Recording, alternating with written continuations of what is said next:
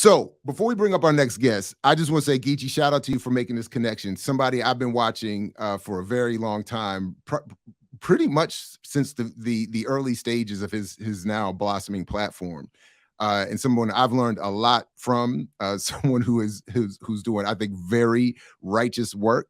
And I look forward to this. But Geechee, let you say another word or two Yeah. about. Yes, and again, thanks to you for making that connection. Absolutely. So I don't know if you remember, but I'm the one who probably sent you one of the first links. Yeah, that makes sense. Because Asafo was on it hard. Like I remember one time we was talking about something, and Asafo was like, "Have you saw this?" And I was like, "Nah." I looked at it, and he was like ripping Boys Walkers out, like. And so I was like, "Damn!" And then he went on Jay, and then he went on the next person. I was like, "Yo, this brother got the content." So I mean, we could bring him on. I'm probably gonna do a bad job of introducing. I'm gonna let him introduce himself. But like I said, we've used his work. I've talked about his work. I've shared his stuff. He's someone in the lane to help us have a sober response to some of the grifting, like you said, Malcolm X's and Martin Luther King's of invested. He's been able to just lay down some super content. So, and he spent important time in the DMV at Howard University. Yeah. Not at Morgan. He didn't get all the way up to Morgan, but but he spent time. We talk about Jason Thornton, JT, the pocket watcher, brother. Good morning. Welcome to the platform. Good to meet you. Good morning. First and foremost, thank you for the invitation, brothers. I absolutely appreciate it. And I did get, an opportunity to, watch y'all guys' content. When, reacting to some of my content was hilarious. So I just want to say thank you. And honestly, I mean, we're going to get into it, but there are a lot of similarities in what we do, in different lanes. So I'm excited to have a conversation about it. Yeah, just for the record, I did this is not, I'm not making fun or anything. I just want to say for the record that I had reached out to you at one point in an email and said the very same thing, that I think I really appreciate your work. We are in slightly different lanes politically, but to me that's far less relevant than the information you provide, because as someone, and correct me if I'm wrong, but the way I've described it is, you're someone who has an expertise in the inner workings of U.S. finance and business. And you're someone who is saying, you're not, again, claiming I am leading a revolution or we're going to have a revolution. You're simply saying, look, this is my area of expertise.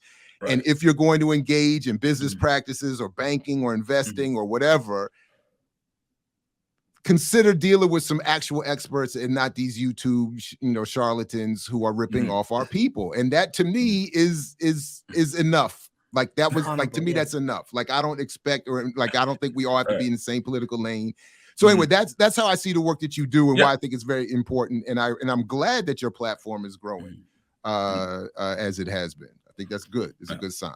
Yeah, I appreciate it. I mean, for background, yes, I'm a certified financial planner. For those who are unaware, certified financial planner is, the top of the line when it comes to giving people financial advice, right? You go to a CPA, a certified public accountant, top of the line when it comes to tax and accounting.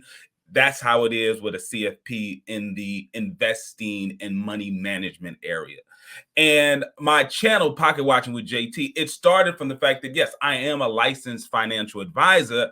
And because we live in a social media world, I would have clients who would DM me or text me these clips, the same clips that y'all see from the same, characters that y'all see. And it would blow my mind that my clients would be asking me questions like, hey, JT, can we do this? This sounds good. Or, hey, I want to support so-and-so in my portfolio. What would that look like? And I'm sitting there like, what are you talking about? These guys have no idea what they're talking about. Most of the financial advice that they're giving is either just horrible financial advice that doesn't work in the real world, or it's criminal behavior that they're advising people to do. It's like, obviously, when you hear someone speaking, and I was, watching the show earlier, when you hear someone speaking on a subject that you brothers are clearly well versed in, right? When you hear someone talking about reading a book that you know this person probably didn't really read the book, they might have read the cliff notes of it or a summary, but they're speaking to an audience who have not read the book. So they can get away with dropping a few words and making it sound as if they're so knowledgeable on the subject. But you sit back and say, this brother didn't really read the book. He doesn't really know this person or know the theories and the concepts of this movement. He's just speaking and using the buzzwords. That's a good way to put it. They know how to use the buzzwords of a particular movement, of a particular industry to get their uneducated, let's be real, uneducated audience to buy in to what they're saying. I just do the same thing from the world of finance. They'll use the buzzwords of finance. They'll talk about investing. They'll talk about all of these things, but you'll look back with a person who actually knows this stuff. They'll be like, this person is speaking gibberish. They have no idea what they're talking about, but they understand one thing. They understand the hopes, dreams, and aspirations of our people. They know that. And if they can tap into the hopes, dreams, and aspirations, then they can pull you along and you can buy their online courses. You can buy their trading cards, all of this stuff, their masterminds. And we're talking about thousands of dollars. We're not talking about $100 here, $200. That's just the bait. When they get their fish on the hook, yeah, it might have been a free webinar at first or $100 at first. But when they get you on that hook and start reeling this fish in, we're talking about multiples of thousands of dollars that they will have you suckered in on. And the reason why a person stays in this funnel, because I think this is important. The reason why a person stays in this funnel is because we're dealing with what I see as affinity fraud. Okay? Affinity fraud, for those of you who are unaware, is what we talk about is when you are suckered by a con man, you're not really buying in to their industry expertise because they don't really have that. What they do have is a relationship with you, an identity relationship, meaning they come from your community, or they're in your church, they're in your organization. And the affinity, that relationship that you have with the con man, is what lowers your skepticism and it keeps you in. This is why people stay in cults. This is why people stay in multi-level marketing companies. It's because they're surrounded with a community where they feel as if they leave, then even though they know they'll probably save money, but if they leave their community. And that's what these guys have created. They've created a community that puts them in a position where now they're the ultimate authority because it's their community that they created. So tell me this, JT, the idea of financial literacy, like it's all over the place. How do you, what is it? What does it mean? And how would you define financial literacy? Great question. Financial literacy is having it doesn't take a whole lot. It's having the basic understanding of how the U.S. financial system works, but you also have to marry that with the discipline of navigating it. See, your audience, I'm pretty sure your audience, there's no one in your audience that could not tell me how to get in shape. I bet money, I can go through anyone in your audience, ask them, what does it take for me to get in shape? What does it take for me to lose weight? 99.9% would say, well, you need to eat right regularly and you need to work out regularly. If you do that, now they may add some other stuff to it, but if you do that, you'll be in good shape. And I agree. Here's the problem. That's the knowledge of how to get in shape. The discipline to actually do it is a whole different thing. Because if people had the discipline to eat right regularly and to work out regularly, we wouldn't have the health epidemic that we have, especially in the Black community because knowledge without application means nothing. So to bring it back to your question, to me, financial literacy is not simply understanding what a stock or a bond is, or an index fund, or how a CD works. See, we could talk all this blah, blah, blah financial talk, but it's simply this. You spend less money than you make. You live on a budget. You avoid debt as much as possible. The money that you save from doing that, you invest. And over the long term, you will build wealth in this country. But you also have to realize that your value in the marketplace is also tied to the skill set that you have. Now, you can have a very noble skill set, right? Let's take teachers as an example. Teachers have a very noble position in our society. Not paid very well, though. And the difference is, as a society, we place a value on different professions. The society. Now, we can talk about the puppet masters and all that, but as a society, we spend money on things that we prefer. This is why LeBron James will make more money in 1 year than all the WNBA players combined. Why? Is it because of sexism? Someone may say that, but we dictate by the dollars we spend. So in financial literacy, it's understanding, one, you need to get a skill set that the marketplace demands a high dollar ticket for. They're not talking about millions of dollars. I know and have clients who have $1 million net worth who never made over $100,000 in a year, who never made over $80,000 in a year. It took the discipline of spending less money than you make. You save and invest the difference, and you avoid trying to live a lifestyle of I'm ultra rich by doing what? Going into debt, credit cards. But see, we have a culture that promotes balling out. We have a culture that promotes trying to influence people in tying your internal worth with material things. And as long as you have a culture that promotes that, you'll never be able to teach a person what it really takes. I did an episode probably maybe months ago, maybe a year ago, where I talked about how a child that lives in Section 8 housing should not be wearing Jordans. Now, some people, I got some kickback off that because they didn't understand what I was talking about. A child who lives in Section 8 housing, but also goes to school wearing Jordan tennis shoes, you are creating a financial disaster for that child. And here's why. You cannot afford to pay for your own housing. Housing is one of the most important financial obligations you can have as an adult. It's the biggest expense that an adult will have, for the most part, housing.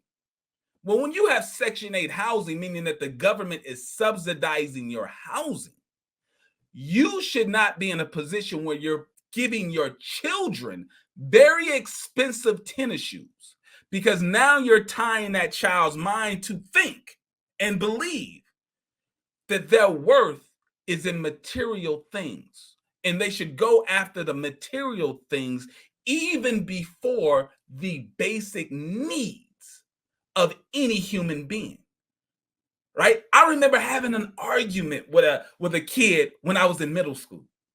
Now, I grew up in the middle class, extremely privileged position. Both of my parents in the household, married to this day. Small business owners, my parents. I went to school with Nikes, not Jordans, but Nikes, right? Not they didn't spend hundreds of dollars on my tennis shoes, but I didn't have Payless brand shoes on. But I remember a kid making fun of me at lunch because he had on Jordans. And it just blew my mind. And, as kids do, there was a lot of laughter, but I just waited. I waited till all the laughter died down. And I just asked him a question. I said, didn't you just get your lunch from the free lunch line? You're talking about money and material things. You don't even have the money to buy your own lunch. I got $5 in my pocket. What you got? Now, at this point, he wanted to fight. At this point, it was time to go. And I'm like, listen, all the big talk means nothing. The shoes you have, the cars you drive, the watches that you wear, it means absolutely nothing if you don't do the basic things, if you don't have the basic necessities, if you don't have housing security, if you're not in a position where you have an emergency savings fund. All of the fancy stuff that you see on your timeline, people taking trips to Miami. I know people who will take a trip to Miami that cost them $2,500 and they only have $3,000 in the bank. So they come back home with like $500 left in their pocket. But on the gram, on social media, they look like they have the best life of anybody in the world, but they're functionally in poverty. That's the issue. And that's where financial literacy really needs to be. But a lot of the clowns that we may talk about today, a lot of the clowns, they're trying to mix in, you can have a luxury lifestyle and you can drive in these luxury cars and you can also be for the movement. And you can't do all these things at the same time. And they're promoting it because it brings butts in the seats. It brings eyeballs to the computer screen, and it brings dollars into their pockets. So this is the part where you and I at least disagree. Okay. And I'm stuck in my head because I want to spend more time where we do agree and calling out some of these frauds. But because I know this particular debate could just go on and endlessly, but I just want to at least be clear and put on the table that for me, financial literacy is the only financial literacy is an exposure of how capitalism cannot work. It just does not work. It is only going to produce the inequality that we have. So that's one thing. So just for instance, when to borrow from your own analogy, the financial disaster that you were describing that is created when poor people buy expensive shoes, etc. The disaster has already occurred. That's why they're in the projects in the hood and they're all poor in the first place. So the disaster isn't the result of bad spending habits. It may not be solved by it, and that's where I think our analyses overlap. But it's not because of poor spending habits, and that the only way to really get rid of that inequality is to do the work that Malcolm and Martin and others were actually advocating. So that's why when I saw it, I couldn't find it again. And I'm happy to have you respond to any of that. But when I saw a couple of years ago, and I think it's through your program, in fact, that Jay Morrison and him 500, which for whatever reason I think is one of my favorite nicknames. I don't know why I like that name so much. Him 500, it just sounds so funny every time I hear it. But they were pictured together. Right. And the subtitle was the Malcolm and Martin of investing. Like that. So I didn't just self-create that joke. No, I seen it. I seen the clip. I seen it before too. I believe I seen it. And they've said it a couple of times themselves with Earn Your Leisure. They've called themselves that as well too. So obviously we took our name in making fun of Earn Your Leisure. That was the whole point of us taking the Earn Your Liberation name. And one of my favorite moments is something you've obviously talked a number of times about, is that and showed the clip when they rolled up on you in LA. Right. And Jason, talk to me like you said, listen, I wish you had the whole, I guess that's the whole clip, but it seems like soon as you said talk to me like a man, his whole energy changed. He was like, oh well, right. Right. But yeah, listen, I want to touch on all this. I want to go bit by bit. All right. So I think we agree more than what you realize. So yes, the actual system of capitalism is unfair. And I agree with that. I come from a pragmatic situation of that's what we're in. And my whole education and everything is how to navigate an imperfect system. Now, when someone comes up with a better functioning system, I'm with it. But that's not, as we already talked about, that's not my mission. My mission is not to find a better and create a better financial system. Mine is to help my clients navigate the system that we're in currently to the best possible situation. My father taught me a long time ago, if you believe that the world is fair and it should be fair to the point where it stagnates your ability to navigate in a world that is unfair, you're going to lose a lot of time and have a lot of grief in your life. You have to accept the world as it is while you attempt to change it. But if you are so frustrated that the system is unfair, you will not be able to reach your potential. It happens in sports. So I was a two-sport athlete in high school. I played football and I wrestled. I actually preferred wrestling more than football because wrestling is an individual sport, meaning I can win my match while all my other teammates lose. And we may lose as a team, but I still won, right? I did not have to depend on someone blocking, someone catching the ball.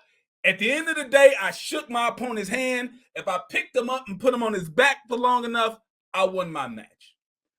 One particular time, I felt like I was cheated. I felt as if the ref didn't notice something, and I had a conversation with my father, and he was like, at the end of the day, that loss is on your record. There's nothing, we can't turn back the hands of time, we can't do anything, but what we can do moving forward is we can highlight that issue next time before the match begins to ensure that it doesn't happen to you again. See, this is learning from past mistakes and navigating the system as you attempt to correct it. So I think we agree more on it. Is just that we're taking different angles at it. Because I'm a cheerleader for you to change the system into something that's more equitable. But I'm on the other end just saying, hey, as we're currently in this one, this is how you navigate it to reach your potential. So yes, I think I hear you. It's just sometimes you got you and your crew get into too, like, I feel like it goes too much into the lane of you're poor because you aren't following the right steps and you're listening. And sometimes you listen to these hustlers, sometimes you're just doing ignorant stuff with your money. And I think that is where the plot gets lost. Again, people could do better, but that's not the cause. But anyway, go ahead. No, also, like, one of my things is I struggle with. So even in your definition of financial literacy, it's saying understanding the economics or the economy of the U.S. Right. And I think understanding it is one thing, and then you look at a political science lens and saying most of the financial literacy people I know, whenever you talk about the economy and history and stuff, like, they get uncomfortable because they don't have that awareness. They just really talk about like what to do inside of it, and they never really think about, like, yo, in order to build wealth, that means that somebody has to be exploited, and it has to be poor people, right? In order to build wealth, like the people who came to this country, they didn't learn financial literacy, they took shit, right? And then they have public policy to defend it and build wealth. And like some of the people you're calling out, most of the people who build wealth commit some type of fraud as well. So like, I think the path to wealth we would disagree on, but also like the fact that even wanting wealth is something else that we would probably disagree on. But I mean, there's an obscene level of what wealth should be, right? I use the example, and I don't know how far I can go on your show, but I use the example of porn addicts. All right, so follow me. This is somewhat abstract, but follow me. A person who is addicted to porn does not and will not understand what real intimacy is, right? A person who's addicted to porn, they don't understand what real intimacy is, having a relationship with a partner. You know, they think love is extremely rough sex and money shots, because that's the only thing they know. They're addicted to an unreal world. Now, if they had an opportunity to actually speak to the porn star actors, then they would know this is all fake. We, halfway enjoy what we're doing, but the other half is a work. You know, the moaning is fake. The women will tell you many of the times it's painful and they're not enjoying it, even though on camera they will make it seem as if they're enjoying it. That's American wealth in an analogy. See, a lot of the people who you see and you watch talking to the audience who are living the lifestyle, the American wealth lifestyle that you want to have, they're like porn star actors. They don't really enjoy the lifestyle that they are presenting to you. And if you ever attempt to get to that level, you'll find out that it's fake. You'll find out that these people who look like they're extremely wealthy, they're actually deep in debt. They live paycheck to paycheck, even though their paycheck may be $180,000 for, 2 or 3 months. They still live paycheck to paycheck. They cannot actually live up to the hype. So, yes, I do not believe people have the proper understanding. When I say wealth, it's different from what they probably imagine in their mind. When I say wealth, I'm talking about financial security, meaning they do not have, or they're not in a financial situation where they're worried about paying their bills. You make more money than you spend and you live within a budget. That can be considered wealth, because there's people who have much better toys than me. They drive much more expensive cars. They have more expensive watches. They wear more expensive clothes, but they don't have the peace of mind that I have, because it's been, I want to say, almost a decade since I've ever had to scratch my head and wonder how I'm going to pay a bill. But that's because my bills are not ridiculous. I spend less than I make. Right on. I just had to say very quickly, because I need to cleanse this space, because my relationship to porn is much like wealth. I don't have any, never seen it, don't know nothing about it, so I don't know anything. This guy, Geechee, stop pushing buttons like that. I'm just go ahead, man. Go ahead. So obviously you the work that you're doing. Mm-hmm. As they say in the streets, you fucking up somebody's bag, right? So earn your leisure, you messing up their bag. So They had to run down on you and say, listen, I'm selling financial literacy over here. You might be selling it over here, but don't come on my block. Tell us about that rundown. But you just had a specific, and you had a specific ask for them. And I'm wondering, like you just had a very simple ask of them, and I'm wondering, how they've responded in the time since. Yeah, absolutely. So this all kind of kicked off from my reaction to some extremely bad financial advice that was presented from the Earn Your Leisure brand in general. So what happened was they were invited to a very popular podcast called Big Facts. Big Facts Podcast is a podcast that's hosted on Diddy's network with Revolt and their YouTube channel and stuff like that. Now, Earn Your Leisure, Troy and Rashad was invited to this interview, but they didn't come alone. They brought their team with them.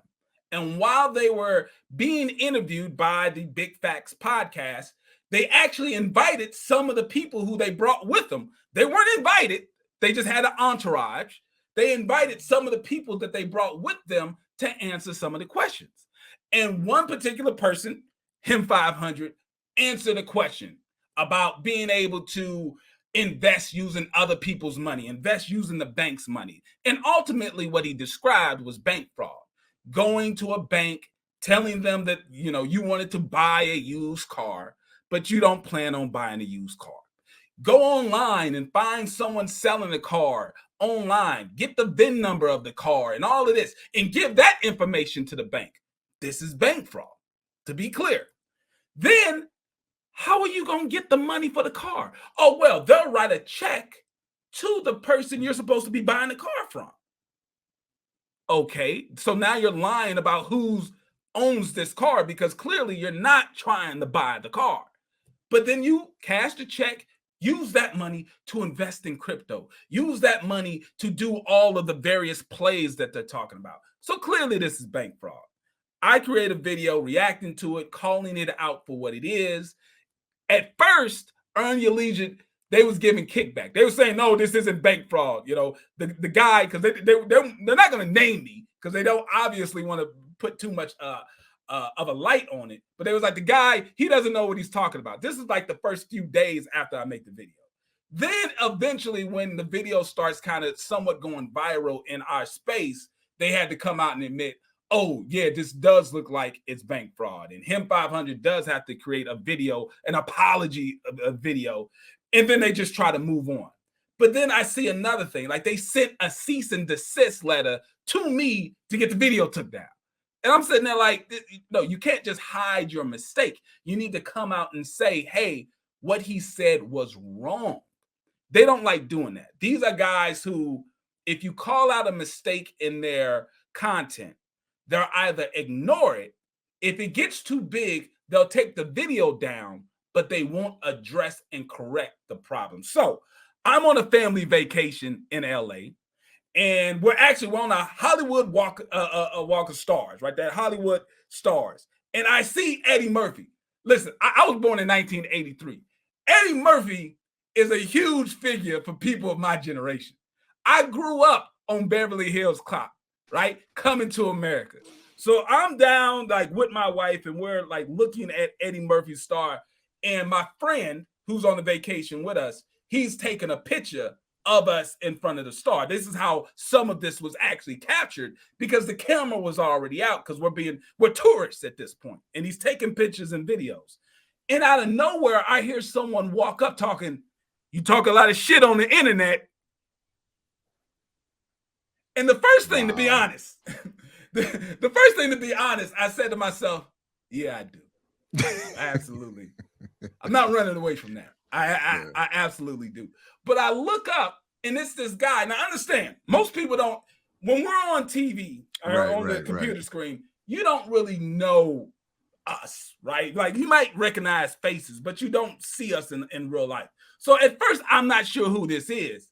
But the first thing I said, this guy is extremely tall. People don't realize that the Earn Your Leisure guys are tall guys. Like they think I'm short. I'm not short. Rashad is 6'4". Right. Now I'm not a short guy, but I ain't 6'4". Rashad played college basketball. He's 6'4". So I'm looking up and I'm like, who is this guy with the complaint? And then I realized that I see his shirt. He's got the assets over liability shirt. So then it dawns to me, oh, this is this guy. What are you talking about? Like I'm like, what are you talking about? He's like, yeah, you talk a lot of shit on the internet, man. But it's like that's his posture at first.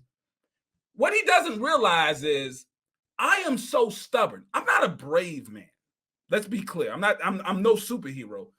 I'm just petty and stubborn. I believe I can win any argument that I've ever been in since I was 9 years old. So I think he believed that his height advantage was going to make me cower down and not, respond.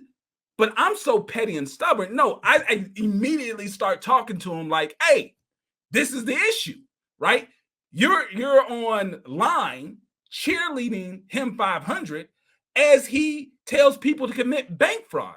You're talking to me in a way like I know you. I don't even know you. I didn't know you when you pulled up. Why don't you talk to me like a man and extend your hand and introduce yourself to me?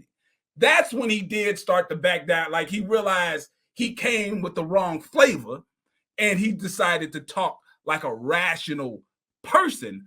But what it comes down to is Rashad is extremely protective of his brand. And this is part of the conversation that we had. He's extremely protective of his brand, but so much so that he doesn't realize that he is hurting his own brand by not addressing the points that I was making. Yeah, right on. I just showed the picture, that one of the few remaining shots of that exchange. Which, the video was hilarious. I'm not going to front. And you could see everything that you're talking about. Right. The energy shift, the height, all of that, all of the, and you like you said, you just said, you're not talking to me like a man, and you got, and then anyway, so it was, but to the point that you were making, and I saw the whole thing also of all that video, they were encouraging bank fraud, and it's like, and I also believe, if I remember correctly, didn't they acknowledge that they had seen that you had put somewhere in your social media that you would be there? Like, this wasn't exactly an accident that they ran up on you, like, if I remember correctly. Yeah, see, I've got to realize how social media is. I'm still somewhat of a private guy. Like, I don't even talk about a whole lot of my personal life online. Like, I may tell stories about, experiences that I have, but I forget how crazy some people are. Because I did say, hey, I'm going to be in LA in a week, right? Now, I'm not a conspiracy theorist, right? I'm not that guy. But some people said, oh, well, JT, you shouldn't have said when you were going to be in LA, because we don't believe it was an accident that they bumped into you when you was in LA. So you got to move. You got to move and navigate better. And I said, I'm not a conspiracy theorist. I'm not going to go that far, but I do agree that, yeah, I got to move and navigate differently, because now I am somewhat of a public figure, even though I still consider my platform extremely small. I don't believe that I'm. But you never know. I mean, we're much smaller than you, and as a platform, and every once in a while, you just, like, something happens. You like, I didn't even know you was paying attention, and then it's like, okay, wait, and I think. I mean, I hear you. It's levels to this, as they say, but I think almost everybody at this point can be as public as anybody else, especially if somebody wants to find you. Like, that's why, so anyway, I thought that was, it was. Anyway. No, it's a good point, because I was told by an insider, someone who's close to that circle. They was like, listen, a lot of people depend on them financially. They've got a lot of corporate deals that they have. But besides the corporate deals, there's a lot of street people who are connected to them, and they make money with them, and they don't want you messing up their bag. And I'm sitting here like, listen, I thought we were all financial experts. See, in my world of financial advisors, we don't have street connections, right? like I'm blown away by the street level activity that these guys are bringing into the world of finance. I thought we're talking about financial theories. I didn't know we were, gang banging on these financial YouTube streets. But well, you and your boy made that point, and his name just escaped me. But he's a regular on your platform, has his own. But and you two were talking about that this dude sounds like he's more making a deal in the streets than he is a financial arrangement that he's offering. And it was like getting like, I'm not used to this level of griminess, at least in this form. Like, obviously the financial world is just as grimy. And on the late, great John Thompson, Georgetown basketball coach, said something that I remember. He said, for all the talk of people about the sagging pants and this and that, he said, the worst things that have ever happened to me have been done by men wearing suits. So people get grimy and all, but to your point, a lot of these folks, it's like, it sounds a little bit now, as just a humble PhD and academic myself, similarly, I'm not used to that level of griminess in academia, though. But I do feel a kind of way. You've taken a couple shots at my main man, Boyce Watkins. Okay. And the only issue, go ahead. Well, because the only issue I have is that sometimes it starts to feel like you taking shots at PhD. I start to feel it. No, I'm just messing with you. I'm just messing with you. Before we get to Boyce, I want to blame Jared Ball for apparently Rashad was at UMBC in Baltimore before he transferred, and since you at Morgan, you had an opportunity to interrupt this brother before he started spreading all this virus on the social media. So you failed us as a community professor. How academic? That's a whole so if it wasn't university. I'm not responsible for all of those educated in the entire state of Maryland. Listen, from what you call this place, Morgan's Library, it takes me about 5 minutes to get downtown. So down to the campus. So anyway, go ahead and tell us about what they call moist Watkins. Boys. Boyce Watkins, the finance, which I was in a university. I was in Lexington at one point when he was teaching at Kentucky. Okay. So, but go ahead and tell us about this financial PhD level. No, I thought your videos on him, just to be clear, he and I have had indirectly our own through other parties back and forth for a number of years, and I've been very critical of his work for forever.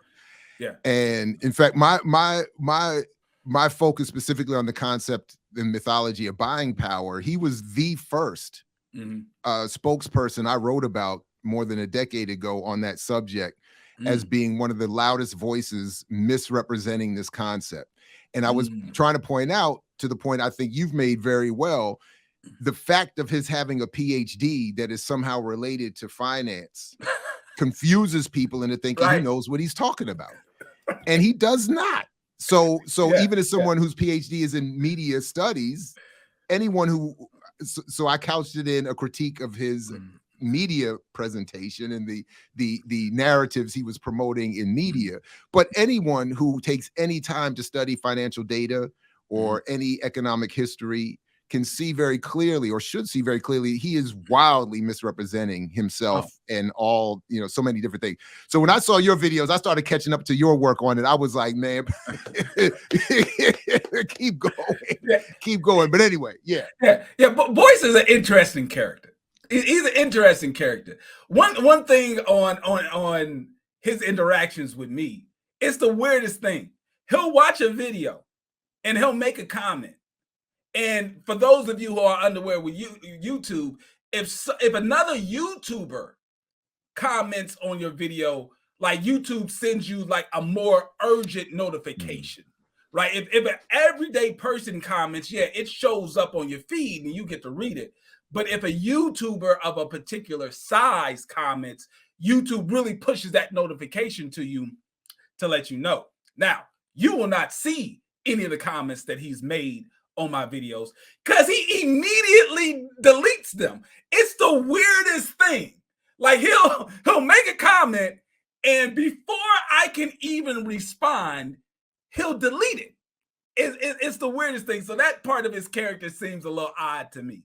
But to get to Boyce. So Boyce, he's another person who I would believe fits into the world of kind of fake it till you make it. In a sense, I am not talking about his academic achievements. He really did go to school. He really did achieve a PhD in finance. But he presents himself and people see him as some kind of authority in giving financial advice, some kind of authority in business.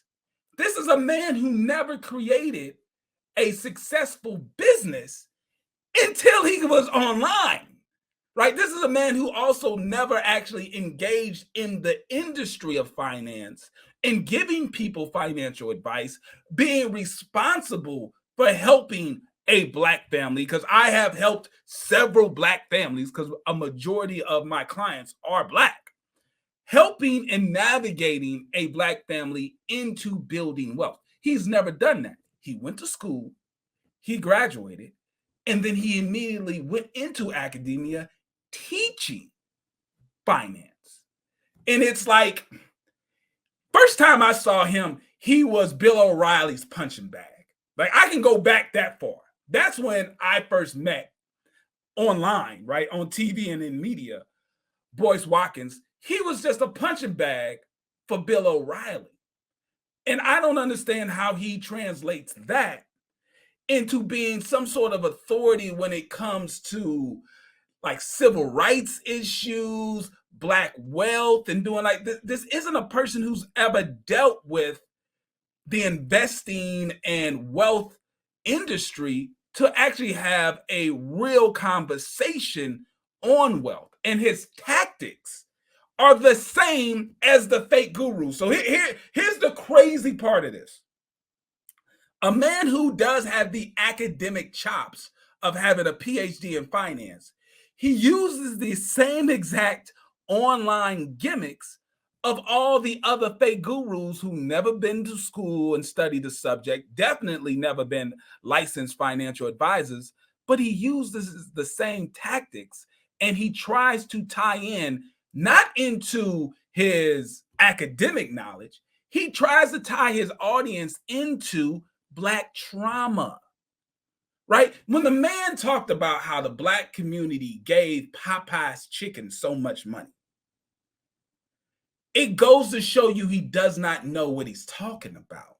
For those of you who don't know the storyline, Boyce Watkins is complaining about all the money that the Black community gave to Popeye's chicken during the chicken sandwich wars that happened not too long ago. We didn't literally give Popeyes that much money. What happened was, as we do as a community, we can make things go viral. We can make things become popular.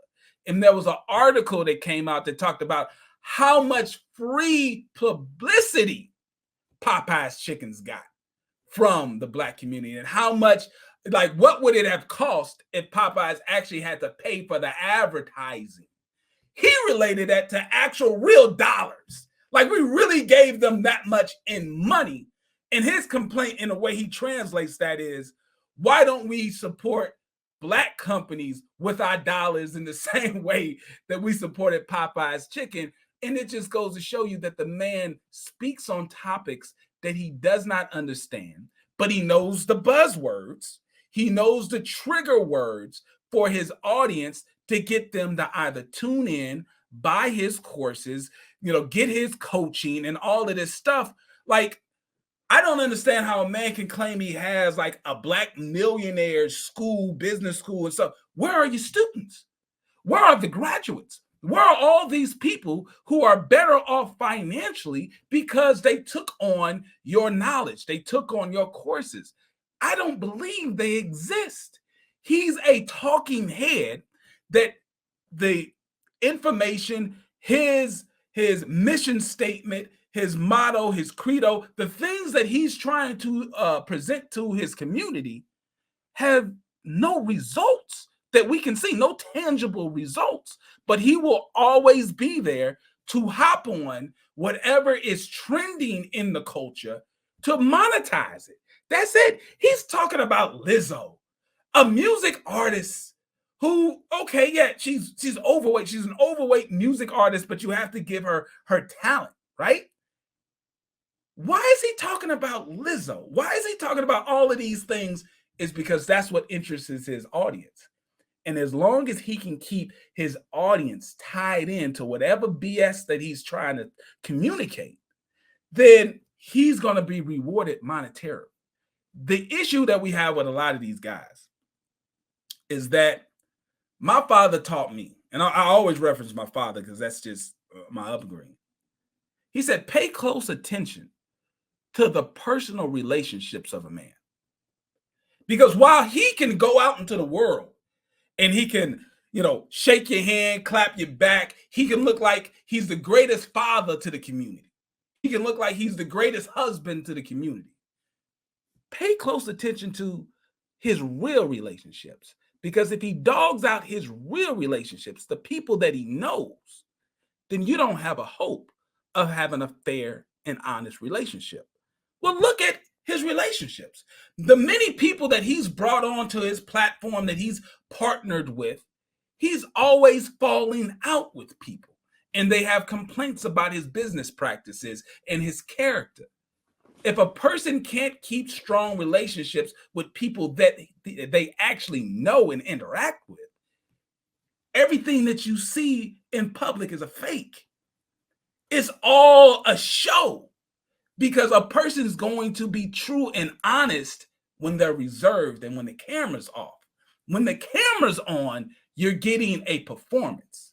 When the camera's off, that's the real person.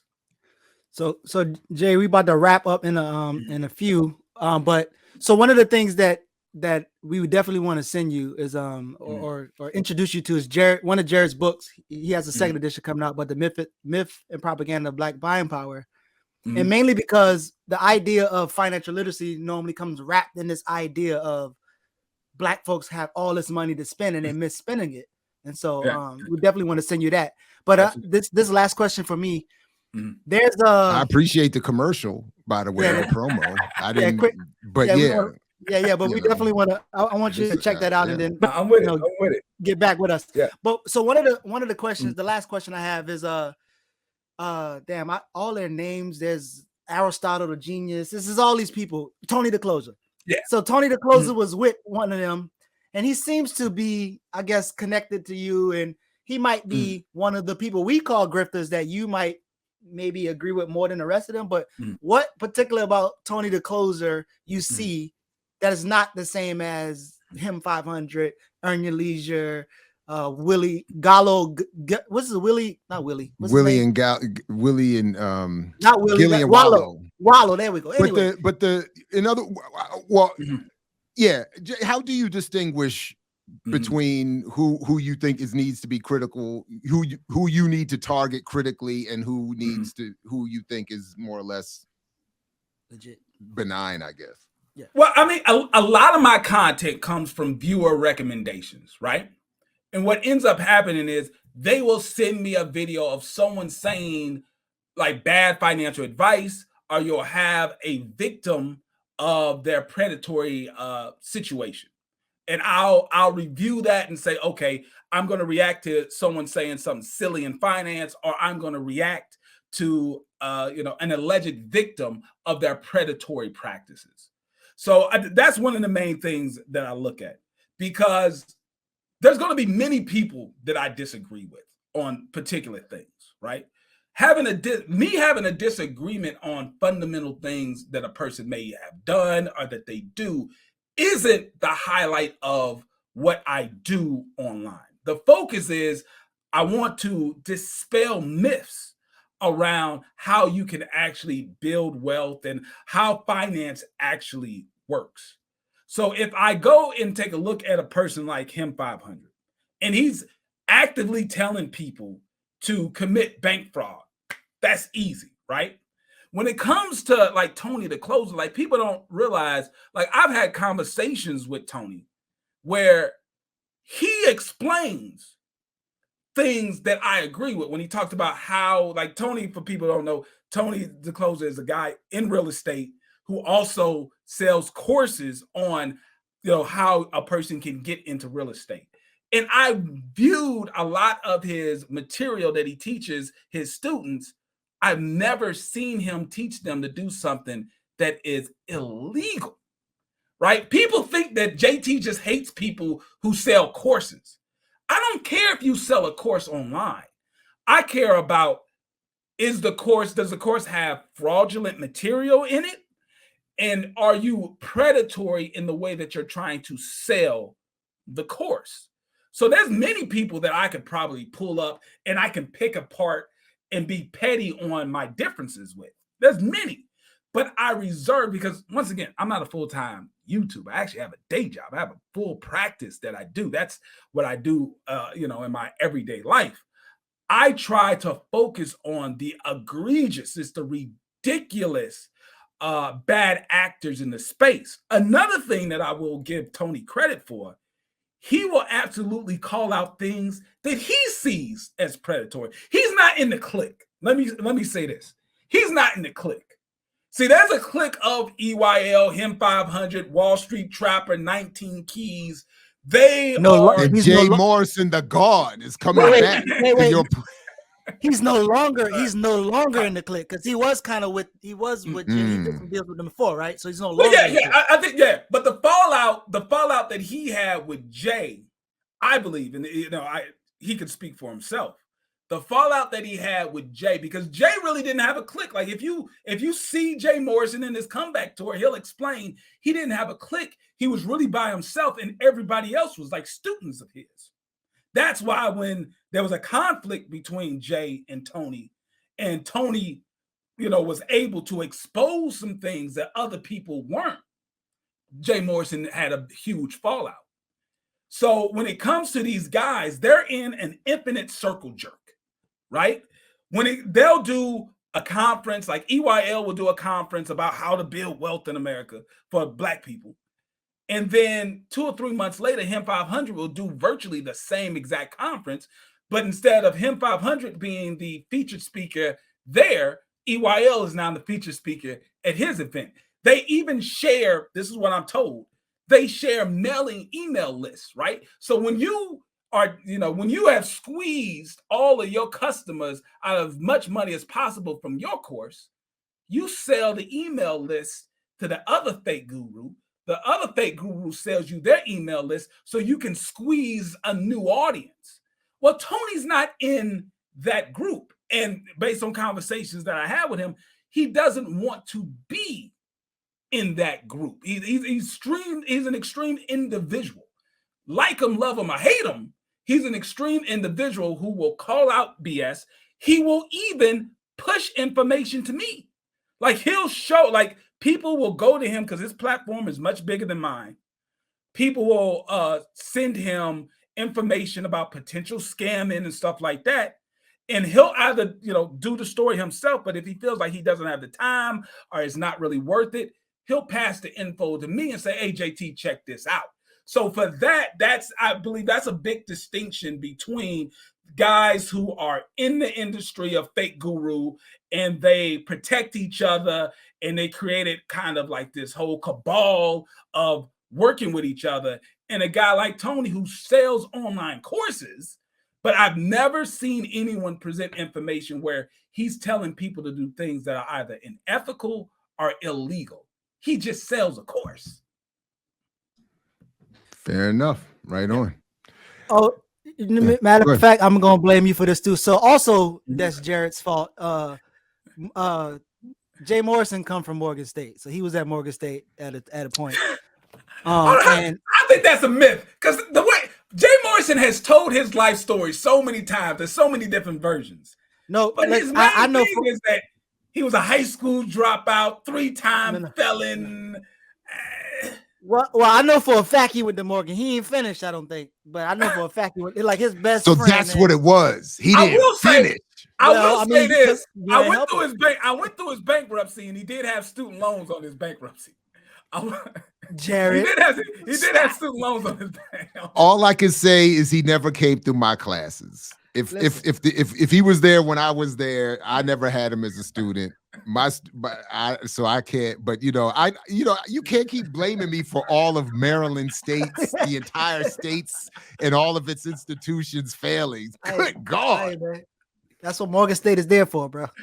But I do. but I do encourage if folks, again, a lot of folks, myself included, who watch this show are in those far left political spaces. But I think it is informative, but also great TV when you break down people's financial records and you start exposing all of that. I mean, you dig in there, and people, if they're making claims and running their mouths, JT will find them documents and put them on the screen. Be like, you don't have no money. And it's the saddest thing because once again, to close out, it perpetrates the predatory nature of their marketing, right? Mm-hmm. Follow me, take my advice because I'm so successful. I've made so much money.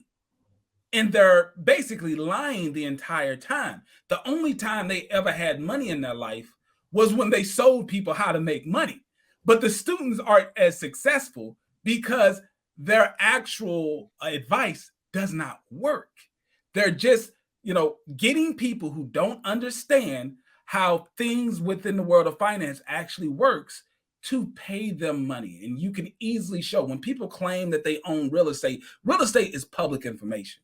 When people lie about the homes that they were able to buy because they're such a good day trader, and I find out that it's a rental, they make me like I'm the bad guy.